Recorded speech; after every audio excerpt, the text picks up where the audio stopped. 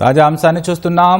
మేడ్చల్ మల్కాజ్గిరి జిల్లా కలెక్టరేట్లోని special deputy collector Vamshi మోహన్ను ఏసీబీ అధికారులు అరెస్టు చేశారు. ఆదాయానికి మించిన ఆస్తులు కూడబెట్టినట్లు ఆరోపణలపై అధికారులు చర్యలు తీసుకున్నారు. ఇందుకు సంబంధించిన మరింత సమాచారం మా ప్రతినిధి నాగార్జున అడిగి తెలుసుకుందాం. నాగార్జున, చెప్పండి, అరెస్టుకు సంబంధించి ఏసీబీ అధికారులు ఏం చెబుతున్నారు? కొద్దిసేపటి క్రితమే వంశీ మోహన్ ని పోలీసులు ఏసీబీ అధికారులు అరెస్ట్ చేశారు. మేడ్చల్ మల్కాజ్గిరి జిల్లా డిప్యూటీ కలెక్టర్ గా ఉన్నటువంటి ఆయన దాదాపు సుమారు 100 కోట్ల మేర ఆదాయానికి మించినటువంటి ఆస్తులు కూడబెట్టినట్టుగా ఆరోపణలు రావడం, కొన్ని అనుమానాస్పద లావాదేవీలకు సంబంధించినటువంటి వ్యవహారాలపై ఈ రోజు ఉదయం నుంచి కూడా ఏసీబీ అధికారులు మొత్తం 11 చోట్ల సోదాలు చేసింది.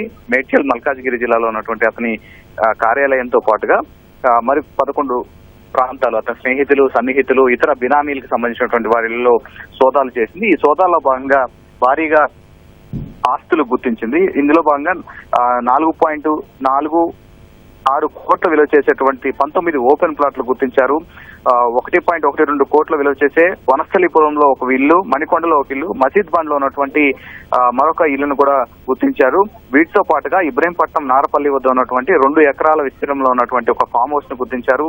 ఇంట్లో సోదాల సమయంలో 122 గ్రాముల బంగారు ఆభరణాలు, 32 లక్షల విలువ చేసేటువంటి 2 విలాసవంతమైన కార్లు, లగ్జరీ కార్లు గుర్తించారు. వీటితో పాటుగా ఈ మొత్తం ఇప్పటి వరకు చెప్పినటువంటి ఆస్తుల విలువ 6.22 కోట్ల రూపాయలు ఉండగా, ఇవి కాకుండా మరొక అనుమానాస్పద లావాదేవీని కూడా ఏసీబీ అధికారులు గుర్తించారు. రంగారెడ్డి జిల్లా అబ్దుల్లాపూర్ మెట్టు పిగ్లీపూర్ గ్రామం సర్వే నంబర్ 17లో ఉన్నటువంటి 8 ఎకరాల వ్యవసాయ భూమిని 2023లో అతని మామ విజయ్ కుమార్ పేరు మీద రిజిస్ట్రేషన్ చేశారు. సో ఈ రిజిస్ట్రేషన్ సంబంధించినటువంటి వ్యవహారంపై ఆల్రెడీ దర్యాప్తు జరుగుతుంది. ఈ కోర్టు పరిధిలో ఈ కేసు దర్యాప్తు జరుగుతుంది. ఒకవేళ కనుక ఇది కూడా తేలితే కనుక ఇది కూడా అక్రమాస్తి కింద గుర్తించే అవకాశం ఉంటుందని చెప్తారు.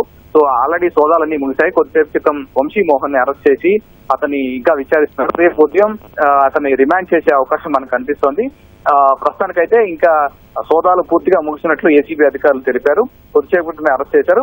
దీని పూర్తి స్థాయిలో ఆస్తుల వివరాలను గుర్తించేందుకు మరొకసారి అతని కస్టడీలో తీసుకొని విచారించాలని ఏసీబీ భావిస్తుంది. కాబట్టి ప్రస్తుతానికి రేపు ఉదయం అతన్ని నాంపల్లి కోర్టులో హాజరుపరిచి అనంతరం రిమాండ్ అనంతరం చెంచల్గూడ జైలుకి తరలించనున్నారు. రాకేష్. అయితే నాగార్జున, డిప్యూటీ కలెక్టర్ వంశీ మోహన్ పై 100 కోట్ల ఆస్తులను ఏసీబీ అధికారులు గుర్తించినట్టు తెలుస్తోంది. పలు ప్రాంతాల్లో ఇళ్ల స్థలాలు, ఫామ్ హౌస్ తదితర ఆస్తులను గుర్తించినట్టు తెలుస్తోంది. దీనిపై ఏసీబీ అధికారులు ఏమంటున్నారు? సో మొదట ఇతని మీద వచ్చినటువంటి ఆరోపణలో భాగంగా రంగారెడ్డి జిల్లా అబ్దుల్లాపూర్ మెట్లో ఉన్నటువంటి పిగ్లీపూర్ గ్రామంకి సంబంధించినటువంటి ఓ సర్వే నెంబర్ లో 17వ నంబర్ సర్వే నెంబర్ లో 8 ఎకరాల వ్యవసాయ భూమికి సంబంధించినటువంటి దాంట్లో అతని మామ పేరు మీద ఈ రిజిస్ట్రేషన్ చేశారు. సో దీని మీద అనుమానం వ్యక్తం చేసినటువంటి ఏసీబీ అధికారులు ఒక టీం అంతా కూడా ఇతని ఆదాయాలు, తర్వాత ఇతను చేసేటువంటి ఈ ట్రాన్సాక్షన్ సంబంధించినటువంటి దాంట్లో ఆరా తీశారు. సో ఈ ఆరా తీసిన దాంట్లోనే భారీగా ఆస్తులు ఉన్నట్లుగా గుర్తించారు.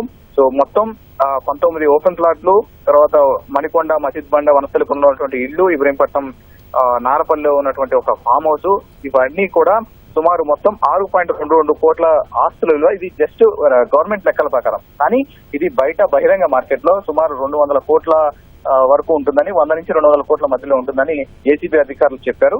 సో ఇతని పూర్తిగా మరొకసారి కస్టడీ తీసుకుంటే ఇతని బ్యాంకు లాకర్లు కూడా కొన్ని ఉన్నాయి, వాటిని కూడా ఓపెన్ చేయాలని ఏసీబీ అధికారులు భావిస్తున్నారు. అందుకని అతన్ని కస్టడీలో తీసుకోవాలని సుమారు 7 రోజుల పాటు కస్టడీ పిటిషన్ వేయాలని భావిస్తున్నారు. రాకేష్. ధన్యవాదాలు నాగార్జున.